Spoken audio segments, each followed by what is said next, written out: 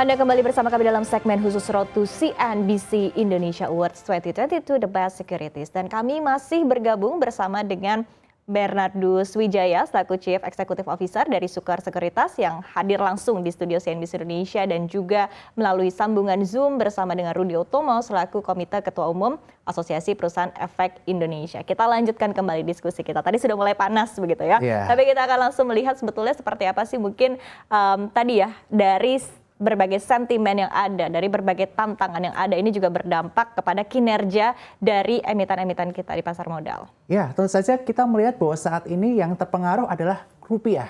Karena dengan suku bunga Amerika Serikat yang ditingkatkan secara cukup signifikan hingga 3,25% dan spread dengan suku bunga Indonesia cukup tipis hanya di angka 1%, tentu saja ada potensi capital outflow yang mengakibatkan rupiah mengalami pelemahan.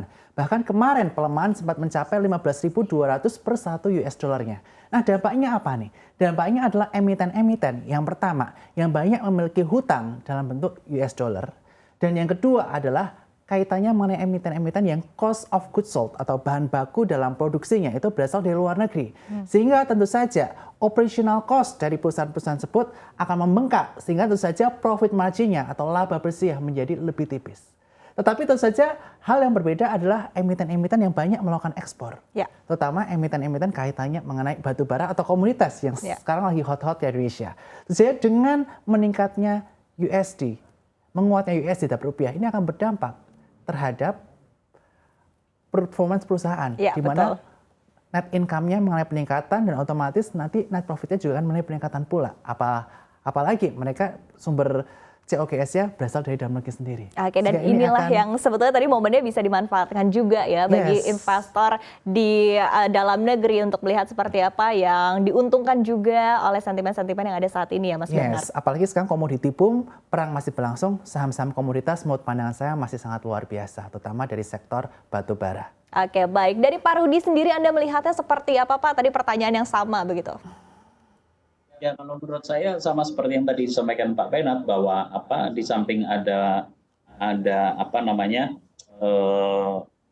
emiten yang tertekan, tapi satu sisi ada emiten yang memiliki peluang-peluang yang baik ya. Tadi seperti emiten-emiten yang berkegiatan di perdagangan komoditas ya kan.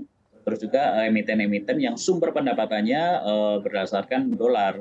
Karena memang ada beberapa emiten di Indonesia ya kan yang memang sumber pendapatannya dolar dan pengeluarannya itu dalam bentuk rupiah. Jadi ini merupakan sebuah namanya keuntungan lah buat emiten tersebut, sehingga dengan pelemahan nilai tukar rupiah ini bisa menjadi peluang dan bisa menjadi pilihan investasi buat para investor di kita ya.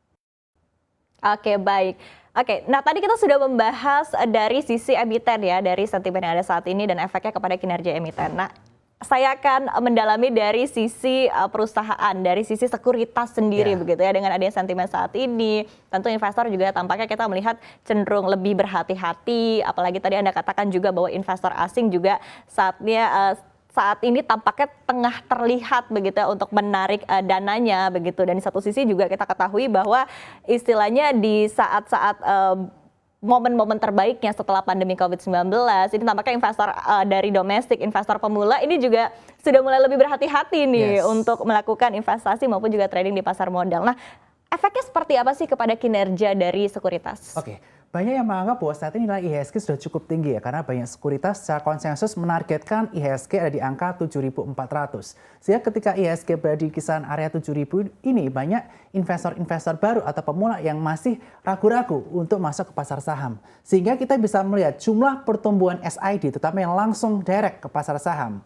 Saat ini jumlah tidak signifikan pertumbuhannya dibandingkan di tahun 2001 maupun 2020. Dan juga kita juga bisa melihat dari sisi trading value, komposisi trading value, walaupun secara nominal trading value harian rata-rata di tahun 2022 ini dengan 2021 masih ada peningkatan di kisaran area belasan persen. Tetapi sumber growth-nya bukan dari retail. Secara trading value, retail mengalami penurunan. Pertumbuhannya ada dari sisi institusi foreign dan juga institusi domestik. Nah, apa nih yang perlu kita perhatikan kaitan ini? Yang perlu kita perhatikan adalah kita sebagai seorang broker atau sekuritas, terutama yang banyak berfokus kepada retail, kita harus terus melakukan edukasi dan melakukan pendalaman market kepada masyarakat secara luas, penetrasi pasar, sehingga mereka menjadi lebih paham dan melakukan investasi itu bukan hanya saat saja, trading aja, tapi kita juga harus berfokus kepada jangka panjang selain jangka pendek. Masih banyak peluang investor yang fokusnya jangka panjang bukan jangka pendek.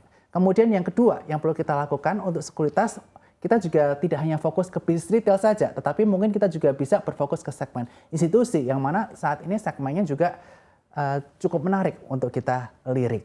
Tetapi sekali lagi untuk segmen retail, yang perlu kita lakukan adalah edukasi, literasi, inklusi, dan tentu saja karena zaman semakin maju, era digitalisasi semakin kuat saat ini, online trading, pengembangan online trading itu wajib dilakukan oleh para broker-broker untuk mempermudah proses literasi dan inklusi keuangan di Indonesia. Oke, perlu didampingi ya untuk para investor khususnya retail begitu ya, supaya tidak kapok nih berinvestasi di pasar modal, apalagi ketika marketnya juga tengah bearish begitu. Dan ini yang telah dilakukan oleh Sukar Sekuritas tentunya ya. Baik, dari Pak Rudi sendiri seperti apa sih Pak sebetulnya tadi dari sisi kinerja dari sekuritas sendiri di tengah tadi ya beragam tantangan yang kita hadapi di sepanjang tahun 2022 ini? Ya, jadi kalau dari sisi equity saat ini memang transaksi sahamnya lagi sedang menurun ya.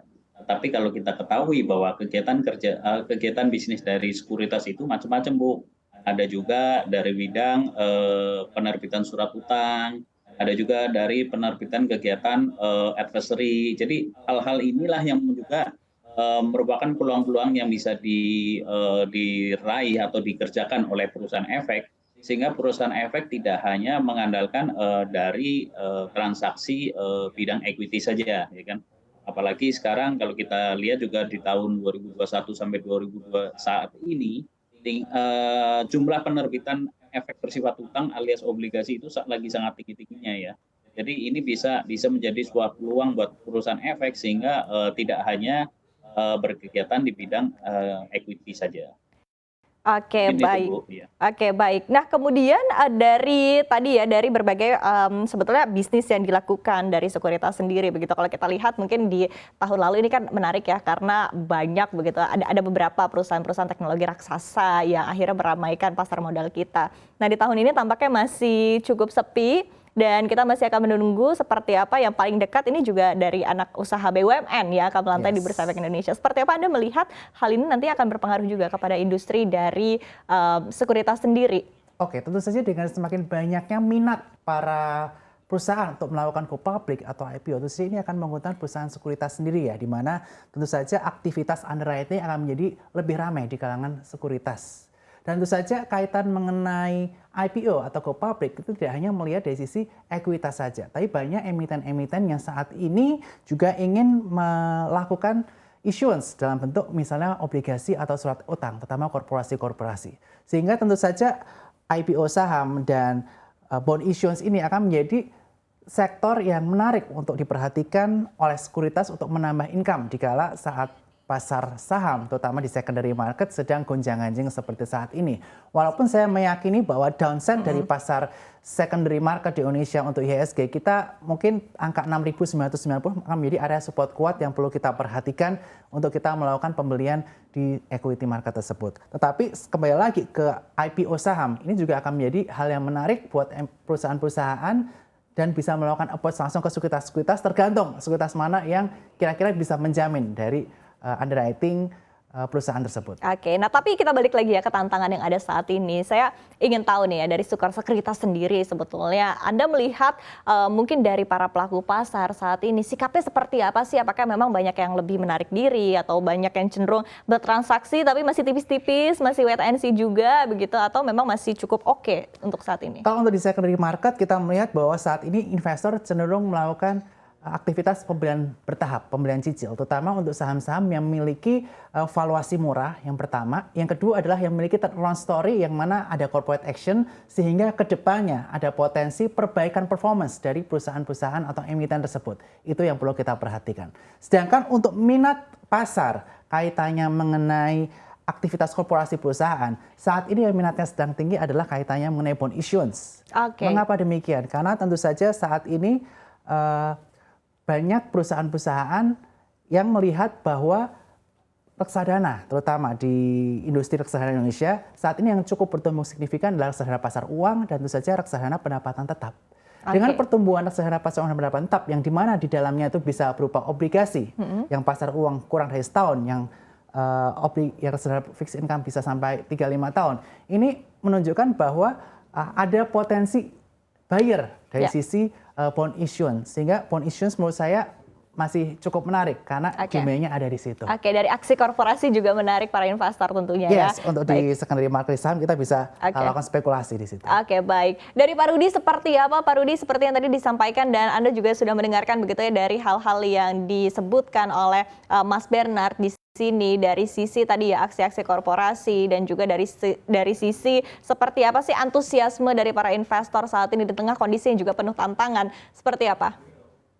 Ya, jadi memang dalam melakukan investasi itu investor ada dua sisi ya, ada dua sisi, satu lagi pasar bullish, ada satu sisi lagi di pasar bearish. Nah, kalau kita melihat ya dari peluang untuk mendapatkan capital gain itu adalah masuk atau melakukan investasi itu pada saat pasar bearish. Jadi sebetulnya ini juga merupakan peluang-peluang buat para investor ya kan, tentunya ya investor yang masih memiliki jumlah dana yang ada dan juga investor-investor baru, di mana dengan keadaan yang bearish seperti ini merupakan suatu peluang untuk masuk. Diharapkan nanti pada saat bullish mereka sudah bisa take profit ya. Jadi meskipun kan keadaan kita sedang bearish, ini merupakan sebuah peluang juga buat para investor-investor baru atau investor-investor yang masih memiliki dana. Nah, tadi sudah disampaikan juga oleh Pak Bernard, di satu sisi kalau berkaitan dengan perusahaan sekuritas, investor-investor yang takut untuk berinvestasi di pasar equity secara langsung, dia bisa melakukan investasi di pasar reksadana. Tadi sudah disampaikan juga bahwa pertumbuhan tingkat reksadana pasar uang dan pasar pendapatan tetap itu saat ini memang sedang tinggi-tingginya. Nah, di antara penerbitan dengan antusiasme investor dalam melakukan investasi itu, tentunya reksadana tersebut harus memiliki underlying. Nah, underlying itu apa? Ya tadi obligasi-obligasi atau surat-surat utang yang ada, ya kan? Nah, inilah yang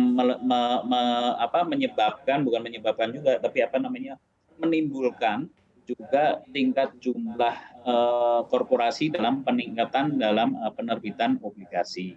Jadi kalau kita di pasar modal itu baik bearish maupun bullish itu ada sebuah peluang, Bu. Ya, jadi kalau kita ketahui di setiap krisis dunia yang ada itu akan menghasilkan juga konglomerat-konglomerat baru ya. Jadi baik bearish maupun bullish di sini ada peluangnya ya. Ya.